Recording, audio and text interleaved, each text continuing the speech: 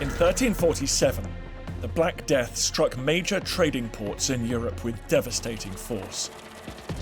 In Venice, over 60,000 people died. Genoa, at least 30,000. And Marseille, 9,000. Now, in Britain, Melcombe's connection to international trade put it directly in the firing line.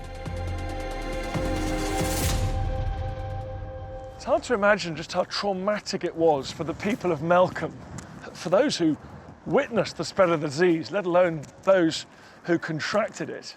Just think, in the middle of June, things were fairly normal.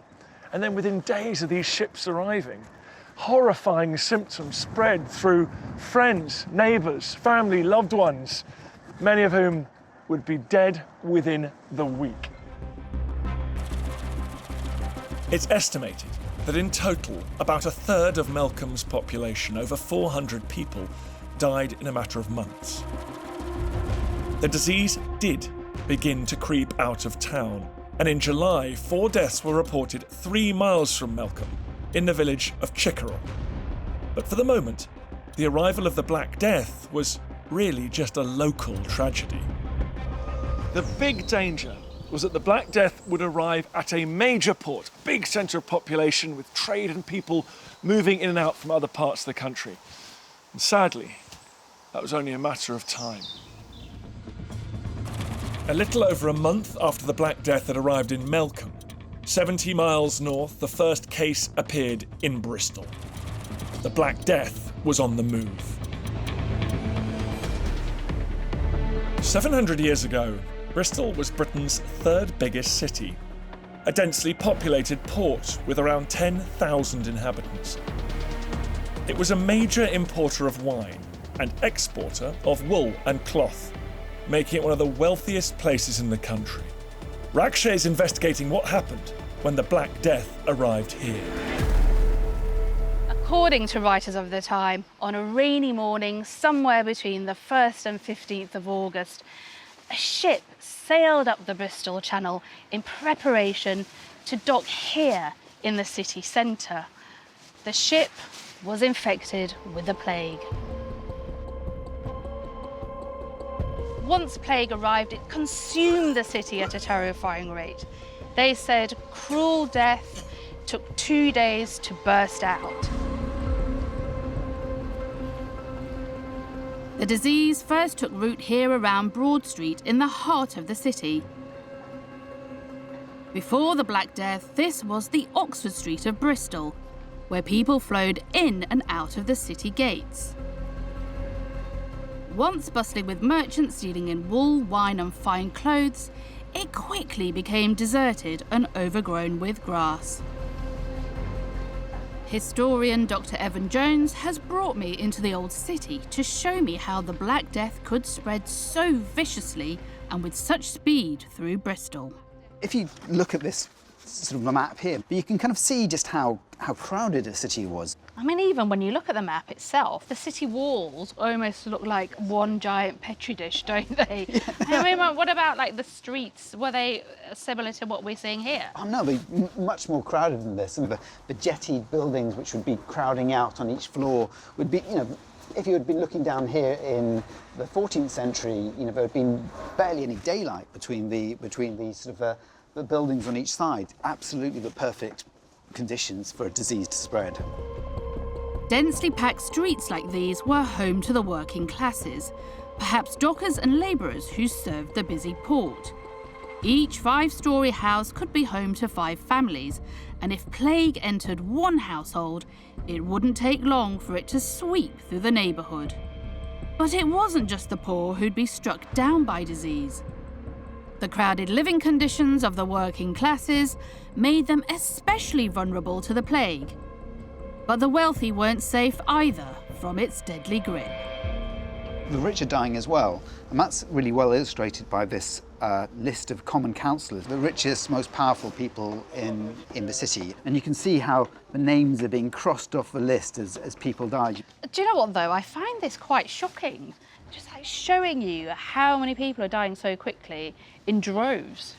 disease doesn't care for status. No, I mean, even here, it says here, this is under the mayoralty of John Le Spicer, and then one of the first names we see crossed off the list was John Le Spicer.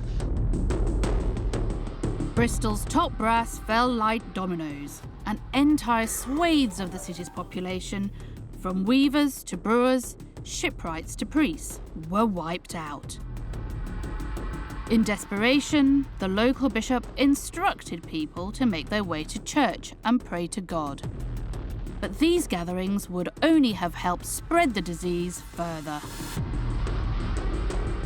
The mortality rate rose so high that graveyards had to be extended to cope with the mounting bodies. With thousands of people living on top of one another, the plague was about to rip through Bristol like wildfire. In all, 7,000 people, 70% of Bristol's population, were killed by the Black Death. Nearby towns and villages now lived in fear that the plague would spread inland. Terrified that they'd be hit next, neighbouring Gloucester weren't going to take any chances.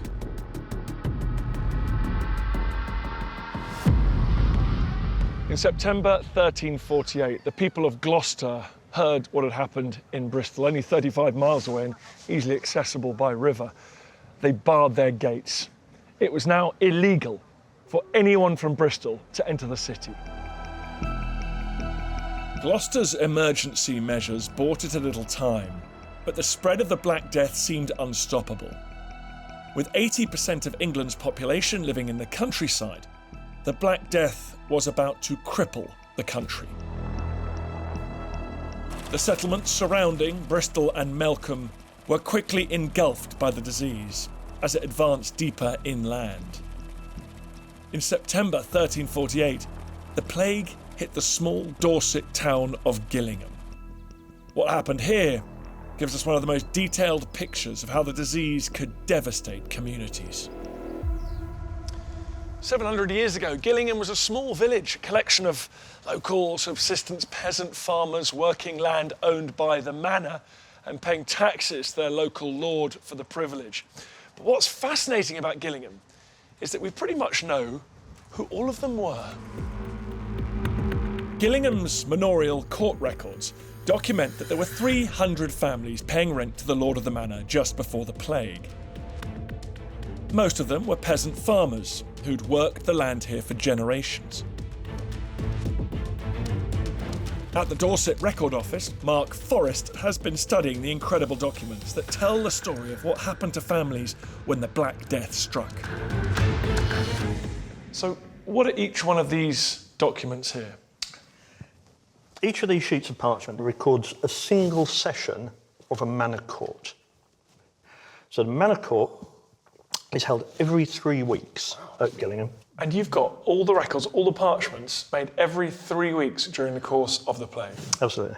What we can tell from these is because we have them before the Black Death arrives, during the Black Death and after the Black Death, we have the ability to see how many people die usually in the normal course of events.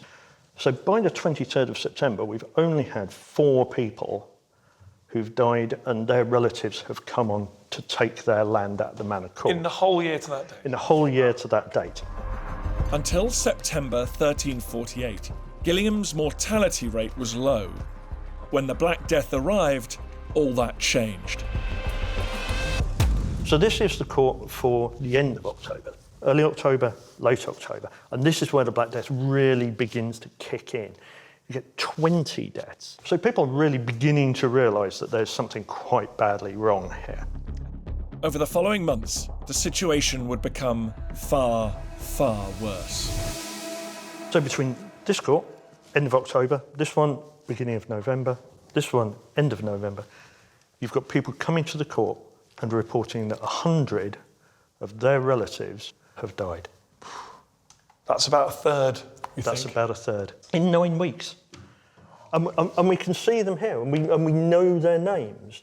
Alice LeWhite, John Shood, William Gaunt, John LeWebb, 2 cottages. This is evidence of a catastrophe that is overwhelming this community. It is, absolutely. Must have been completely terrifying. Once the Black Death took hold of Gillingham, almost every household was affected. Land passed from husband to wife, from brother to brother, in a few short months, as each died just weeks after the other. They were completely helpless, and it must have felt as if their entire village was being annihilated. Mass death had struck the southwest without warning. Villages and cities alike were overwhelmed as the death rate accelerated from hundreds of people per day to thousands.